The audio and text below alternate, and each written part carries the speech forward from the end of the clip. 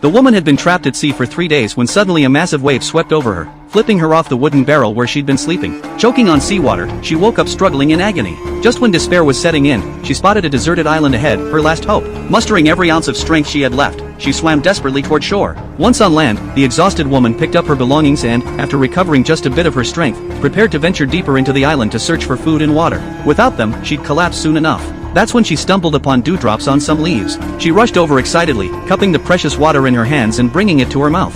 She didn't miss even the few remaining drops clinging to nearby branches. But this tiny amount of water couldn't possibly meet her body's needs. Under the blazing sun, she was dehydrating faster and faster. To conserve her energy, she used her clothing to build a makeshift shelter for shade. By the time the sun was almost setting, she still hadn't found any food or discovered any signs of human presence on the island. To safely get through her first night, she began collecting dry grass and used her flint to try lighting it on fire. Fortunately, her first night on the island wasn't too terrible. But when she woke up the next morning, her legs were throbbing with pain. She looked down to discover they were crawling with ants. She jumped up and frantically brushed the ants away, but her legs were already covered in bite marks and scratches. Not having time to worry about that, she wrapped her legs with strips of cloth to prevent another ant attack, then continued her search for food. After hunting all morning long, she still came up empty-handed. Feeling weak all over, she leaned against a tree to rest, but when she looked down, she spotted a terrifying animal remains scattered on the ground. Could there be some unknown, dangerous creature lurking on this island? The woman was too weak to think about it anymore. Having gone so long without food, her legs gave out and she collapsed in the jungle.